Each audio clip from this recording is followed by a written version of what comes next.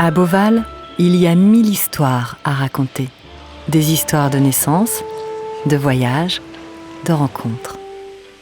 Des histoires qui, à force d'être racontées, changent notre regard sur le monde. Mais il y a surtout une histoire, celle des tout débuts. Une histoire d'amour autant que de hasard. Madame Delors, chez vous, vous avez des perroquets, combien? Oh, presque 300. 300 perroquets en appartement. Pourquoi tant de perroquets? Un peu par hasard. 1, puis 2, puis 10, et puis ceux qu'on m'a donnés, ceux que j'ai achetés, ceux que j'ai recueillis.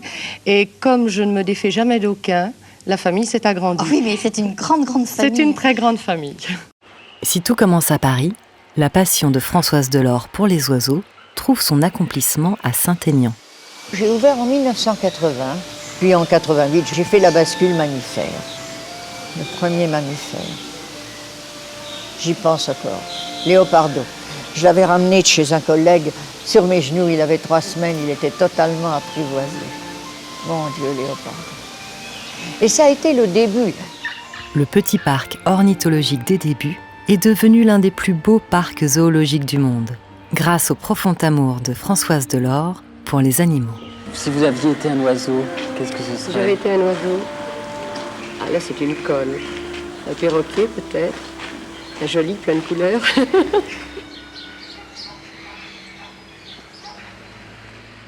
Une petite nouvelle arrive à Beauval. Et elle, contrairement à Léopardo la panthère, il n'est pas question de la ramener sur ses genoux. Elle a 2 ans, pèse 600 kilos et s'appelle Bolinas. Élevée en parc zoologique à Lisbonne, c'est ici qu'elle vivra désormais.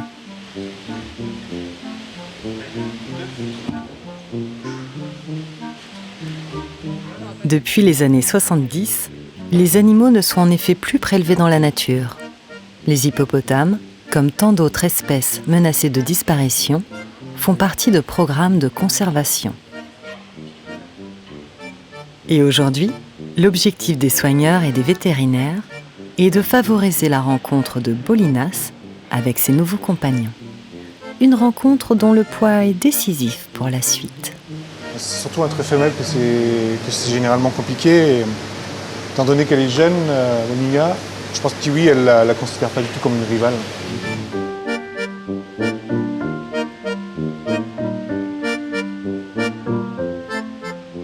Première mise en contact réussie. Kiwi et Bolinas semblent s'apprécier.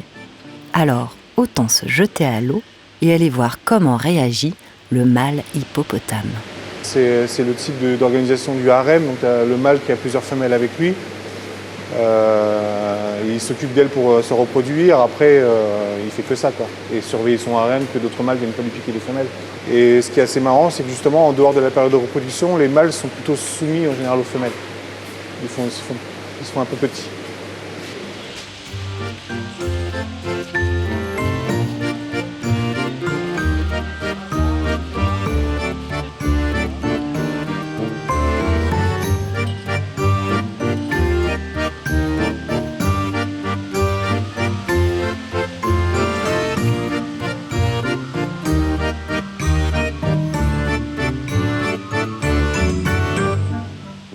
Fini les pas de 2.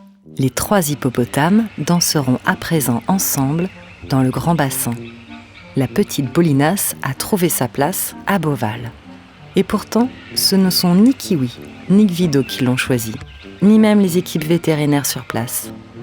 Ces décisions majeures pour les zoos reviennent à l'EEP, un programme coordonné par l'ensemble des zoos d'Europe, et dont l'objectif est de favoriser la reproduction des espèces menacées et de recenser chaque naissance.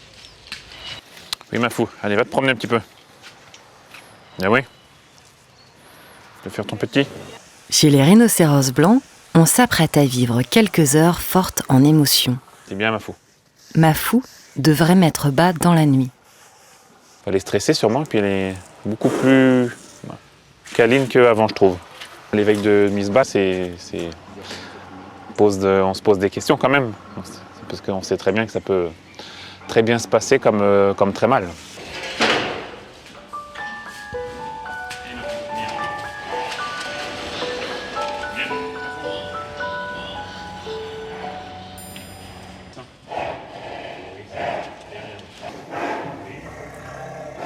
Là, elle est assez nerveuse, elle est assez excitée, c'est normal.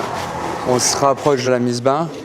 Donc voilà, ça la travaille, elle dort très peu la nuit, elle a beaucoup de contractions parce qu'elle est en train de mettre en place le bébé pour préparer la sortie. Et malgré le fait que je doive accéder en fait sous l'animal, donc il y a un risque aussi important pour moi parce que si elle fait un faux mouvement, je me retrouve écrasé entre les poteaux. C'est important là, comme on sait que la naissance va avoir lieu dans les 24 heures, de récolter tout ce lait-là au maximum pour pouvoir biberonner le bébé si jamais, on n'espère pas, mais si jamais elle devait ne pas l'élever.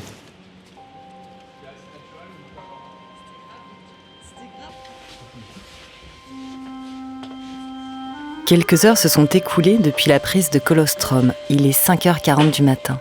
Mafou vient de perdre les os.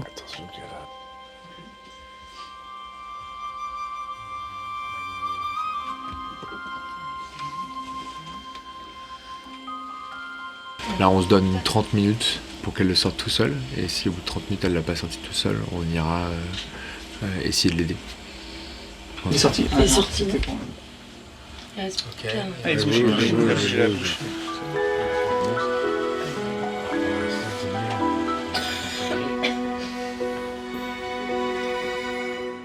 Bonjour mademoiselle. Ici, vous verrez, vous serez choyée. Car cette nuit, c'est une dizaine de bonnes fées qui étaient à votre chevet.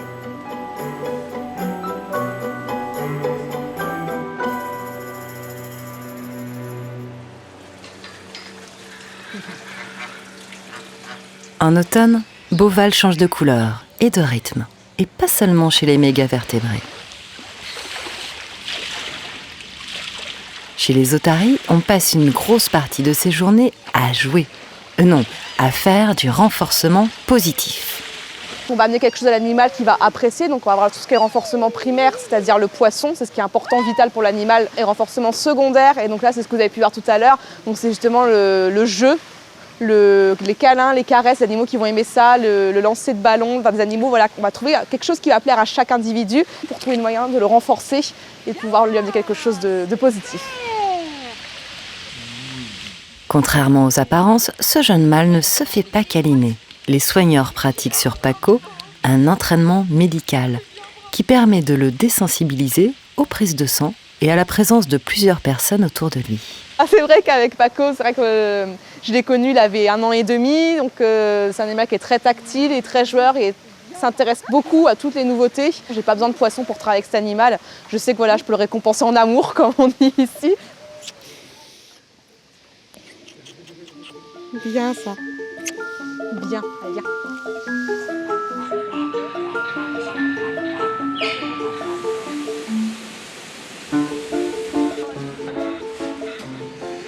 Certains jouent, d'autres construisent. À Beauval, pas d'année sans qu'il n'y ait de chantier. La passion de Rodolphe Delors, c'est d'entreprendre des projets toujours plus grands, toujours plus beaux, laissant la part belle au bien-être animal. Si enfant, il biberonnait des bébés lions, à 16 ans, il rejoint sa mère à la direction.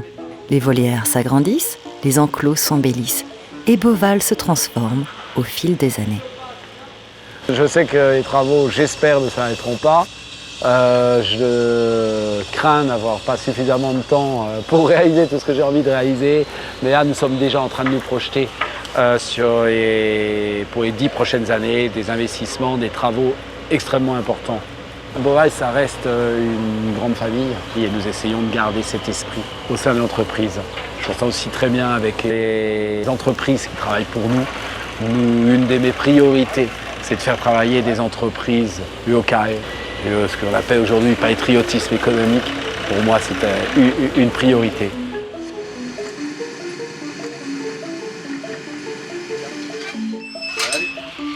Ça va? Ça va? Et la prochaine à déménager, ce sera Madame Fourmilier, qui vient tout juste de mettre bas. Pourtant coopérative, les soigneurs et les vétérinaires doivent se protéger à chaque fois qu'ils lui rendent visite. Ses griffes sont des armes redoutables, capables de tuer un jaguar. Le bébé fourmilier, beaucoup plus vulnérable, a trouvé la meilleure des cachettes.